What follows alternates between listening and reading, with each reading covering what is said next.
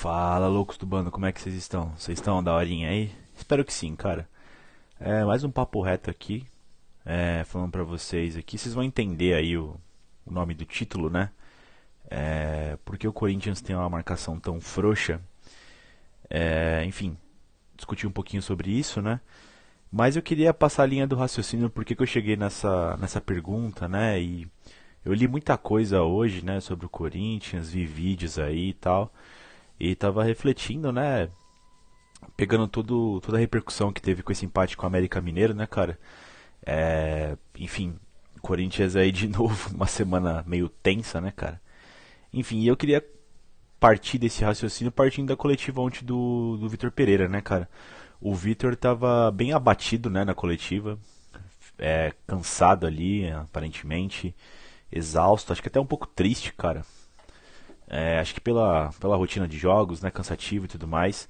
Mas acho que mais pelo resultado e tudo mais, né, cara? E assim, eu já bato nessa tecla há um tempo já, cara. O serviço ali, né, as perguntas dos repórteres é muito ruim, cara. Você quer ver ali uma coletiva e tal, né? O Vitor Pereira é muito bom de coletiva, assim como o Tite na época do Tite também era, né, cara? O cara entende de tática, sabe do que tá falando, não é um otário ali falando merda, né? Ele é um cara que tem uma certa consciência tática de futebol ali, né? E, cara, a maioria das perguntas foi repetida, assim, tipo, não tiveram nem a vergonha na cara de mudar a pergunta. Foi apenas perguntas completamente iguais à da coletiva de sexta-feira, né? Depois do jogo contra o Always Red, onde ele não estava em campo. Então ele respondeu algumas perguntas, preparação para o jogo contra a América Mineira, né? Então, assim, muito ruim as perguntas, né, cara? E assim, é aquelas perguntas que é pra pegar manchete, né? Então, assim, eu vi muita gente falando que o VP falou que o Corinthians não tem elenco. A pergunta foi, por que o Corinthians não venceu esses jogos que empatou, né? E aí, muitos comentaristas de futebol falaram que o Corinthians vem jogando mal desde sempre, né? E tudo mais, né? Com o Vitor Pereira. Eu acho, cara, eu acho uma canalice, assim, tremenda você colocar os cinco empates na mesma condição, cara. Esse recorte não dá pra fazer, cara, porque se você for fazer esse recorte, você tá sendo muito mau caráter. Porque assim, se você assistir o jogo como eu assisti, o Wesley, o Léo, cara, cada jogo tem uma particularidade e eu não tô aqui pra defender o Vitor Pereira, passar a mão na cabeça dele, não é esse o motivo, tá, cara? É porque assim, desde quando o empate no Beira-Rio é ruim, cara? Pô, o Internacional é um grande clube brasileiro, cara.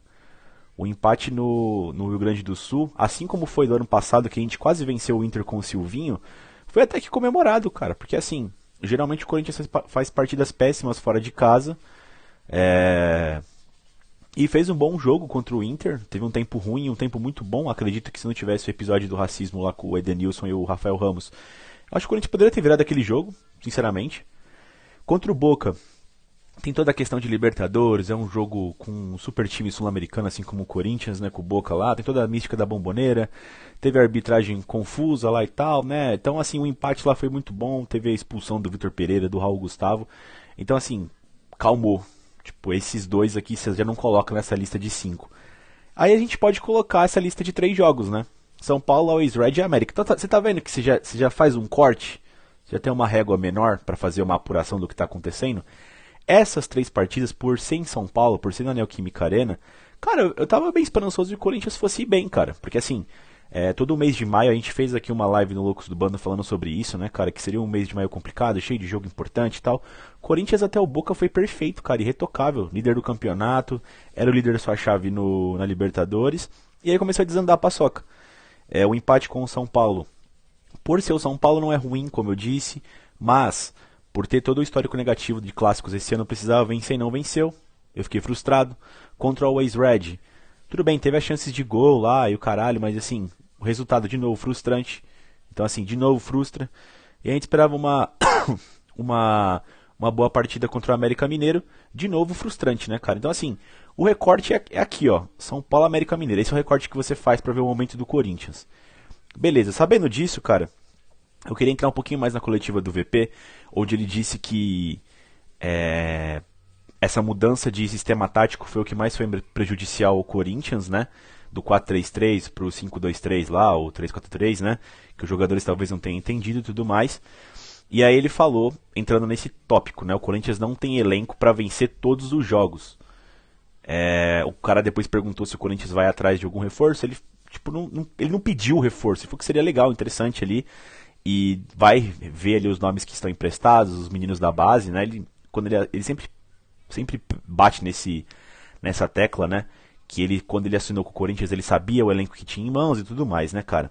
Então, assim, umas manchetes muito nada a ver, tá ligado? É bom vocês procurar a verdade aí, cara. Procurar na fonte de onde saiu. Eu sei que é chato ver coletivo e tudo mais. Mas é o ideal, cara, pra você não ficar propagando mentira e lixo, né? Enfim, né, cara? Então ele falou que esse foi uma das situações, né, que pode ter gerado essa troca esse momento ruim, né, do Corinthians entre uma formação e outra. Falou do rodízio, ele falou que não tem como, mesmo assim, não ter o rodízio, vai ter que ter o rodízio. Eu discordo um pouquinho, eu acho que, por exemplo, jogadores como Duqueiroz, Maicon, Roger Guedes, por exemplo, esses caras não são velhos, eu acho que dá para ir aguentar um pouquinho mais, para ter o alicerce do time. Eu entendo que o Maicon sempre entra na partida, mas, pô, você pode deixar ele desde o começo do jogo, para manter aquela estrutura. Eu acredito que esses caras, eles conseguem, cara, uns 2, 3 jogos seguidos. Não dá como os caras mais velhos, né? Como o William, o Fábio Santos, o Renato, a gente entende que precisa desse rodízio um pouco mais veementemente, jogar semanalmente, não sei como é que ele ia fazer. Mas enfim, né, cara? E aí ele também falou que o privilegia, né, quem tá marcando, quem tá batendo, né? O William já saiu de vários jogos machucado. Então, assim, é muito branda a lei ali no jogo, né? Você pode descer o cacete que até se tomar um cartão amarelo, dificilmente, só se você extrapolar um pouquinho a mais, o juiz dá um cartão logo no primeiro tempo, né? Então você vai minando o cara, vai machucando o cara. Então ele falou sobre isso, falou sobre os machucados. De fato, cara, você ter 4 jogadores machucados dá uma desestabilizada. O Paulinho nem vou contar mais, que vai ser você não conta mais com ele, não tá mais no elenco, tá machucado até o final do ano, né? Então você tem o Fagner, que é referência na lateral direita, o próprio Jô, que é o único homem de referência alto que faz o pivô, já dá uma quebrada já no que está pensando de jogo, né? O que você quer. Você tem o próprio João Vitor, que talvez seja o nosso melhor zagueiro à disposição. Então, assim, ele tem esses argumentos, cara. O que eu não concordo, e é aqui que eu queria entrar nisso, né? Por que a marcação do Corinthians é frouxa? Essa é a pergunta do vídeo, né? Cara, é uma coisa que eu não consigo admitir. Toda vez que o Corinthians pega um América Mineiro, o time do Wagner Mancini, ou assim como pegou contra o Rogério Ceni, mas fizeram a marcação individual. Pô, até onde eu sei, a marcação individual é uma coisa muito antiga, né? E como é que funciona isso no Brasil, né? O Renato Gaúcho fez isso no Flamengo, foi criticado, né? E como é que com o Corinthians funciona isso, né? Eu tô falando da parte de ataque, já vou entrar pra pergunta, tá? Enfim, no Rogério Ceni contra o São Paulo do Rogério Ceni foi a mesma coisa, fizeram marcação individual no Renato Augusto, no William, deu certo. E eu não consigo entender, se é uma coisa tão eficaz, por que enfim, nesses últimos 15 anos não deu certo com o Messi? O Vitor Pereira falou na coletiva dele que em Portugal não está muito acostumado com marcações individualizadas, é a marcação por setor. No Brasil também. Geralmente as marcações são por setor, né? Tem essa questão, né? E por que uma marcação que é tão ruim, né? Como assim? Ultrapassada, né? Que é a marcação individual funciona com o Corinthians. E não é só o América Mineiro do Wagner Mancini. Já falei do São Paulo, do Rogério e tudo mais, né? E aí eu quero chegar. O Corinthians está com esse problema crônico da marcação dele ser ruim. Não teve uma pergunta na coletiva perguntando por que tinha um rombo naquele meio campo. Assim, eu acho inadmissível não ter essa pergunta, cara. Porque assim, durante o jogo, a culpa não foi do ponta, do Adson que tava mal, do Gustavo Silva. Foi claramente o meio campo do Corinthians que não funcionou, tanto para defender quanto para marcar. E assim, cara, é uma coisa que já aconteceu contra o São Paulo. O São Paulo conseguiu todas as segundas bolas. Dá sempre a sensação que o Corinthians está com um cara no meio campo, enquanto o adversário tem um 7, tá ligado? Então assim, eu queria entender, cara. A gente falou aqui da questão do jogar com 2 volantes. Mas começou a jogar com o Maicon e Duqueiroz, mas assim, ao mesmo tempo esse problema continua. Jogar com um homem só na marcação é uma coisa também antiga. Você pode ver que poucos times jogam com um volantão estilo Ralph. Isso não tá funcionando mais hoje em dia, pela saída de bola e tudo mais. Então assim, eu acho que o VP e o próprio Corinthians, eles precisam rever o estilo de jogo, cara. Rolou uns estudos aí falando que os times que não possuem a bola, e é real, cara, você pode ver aí o sucesso do Palmeiras, eles têm tido mais eficácia. O próprio Real Madrid na Champions League. Eu não acho que, assim, tá desprivilegiando o futebol, o time que não possui a bola. Eu acho que é um estilo de jogo. Acima de tudo, precisa de competência e precisa de mentalidade, cara. Então, assim, o que o Tite fez no Corinthians no começo dos anos 10 aí, não vem pensando que é fácil, não. Ficar com aquela consciência defensiva, marcação o tempo todo, assim como o Palmeiras de Abel Ferreira faz. Então, assim, cara, eu acho que é muito subvalorizado aqui no Brasil, né? O pessoal sempre falando, o Brasil não ganha mais Copa porque é esse futebol antigo, né? Do Tite, do Felipão e tal, né? Mas o pessoal esquece que o Brasil ganhou uma Copa em 94 jogando dessa forma. Jogou em 2002, tinha talentos individuais, mas era uma seleção bem defensiva até, cara. Só que tinha ali caras que quebravam linhas e tudo mais, como Ronaldo, Rivaldo, Ronaldinho, né? Então, assim, cara, com o passar do tempo com o futebol mais tático, você não pode desprivilegiar a defesa dessa forma como acham. Você tem dois times na Europa ali, que é o City do Guardiola e o Klopp do Liverpool, que fazem algo diferente.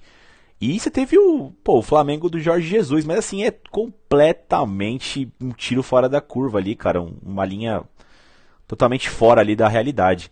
Então assim, cara, o Corinthians, se ele for ter esse futebol propositivo, não vai ter como se não tiver um time minimamente equilibrado nesse meio campo, cara. Então assim, eu queria entender por que só o Corinthians não consegue fazer a marcação bruta, pesada ali, cara, porque assim, todo adversário, o William ficou preso na marcação, o Renato ficou preso na marcação. Cara, o que tá acontecendo, meu? Isso não faz o menor sentido. Isso não faz o menor sentido. E o adversário deita e rola na nossa defesa, né? Eu diria que a melhor partida defensiva que o Corinthians teve foi quando o Corinthians fez 1-0 no Boca no comecinho, abaixou as linhas e saiu no contra-ataque. O Boca não tinha criatividade. O Corinthians jogou muito bem, cara. Eu não entendo porque aquela partida, desse jeito de jogar do Corinthians, foi visto como, nossa, que horrível, que péssimo, ai meu Deus, né, lamentável. O Corinthians precisa jogar propositivamente. Muitos comentaristas aí falando merda e tal, né? Então, assim, essa é a minha pergunta, cara. Por que o Corinthians não tem essa marcação tão frouxa em comparação com seus adversários do Brasileirão e até os rivais, né? Queria entender. Eu não sei se é uma questão de apenas peça, porque a gente tinha o Gabriel volante, que ele era pago apenas para marcar. Ele nunca foi bom em saída e também estava horrível aqui, né? Então eu quero saber se é o sistema, se é a vagabundagem dos jogadores, se os técnicos do Corinthians não estão conseguindo armar bons sistemas, porque desde o Tite, e quando a gente critica o Gil, critica o Cássio, como é que esses caras foram consagrados no passado? Era porque eles eram super velozes, a flor da juventude? Tudo bem, viviam um bom momento, mas muitas das vezes a defesa estava bem consolidadinha porque o meio campo fechava direitinho. Você tinha dois volantes confiáveis ali. A bola chegava na defesa, só rebatia. Não ficava no mano a mano. O Cássio muitas vezes pegava bolas ali prensadas já, e ele mostrava que era o grande goleiro, e em raras situações que o adversário tinha, ele mesmo assim lhe pegava. Então assim, pessoal, eu tô levantando essa bola aí porque tô vendo muita gente fazendo comparação absurda, perguntas descabíveis, né? Réguas que são completamente diferentes, né, pessoal? Enfim, pessoal, isso aí foi meio que um desabafo aí também, cara. Meio saco cheio já do pessoal propagando um monte de lixo, né? Então, assim, se vocês puderem dar o like no vídeo aí, se inscrever no canal, eu agradeço. É isso e vai Corinthians.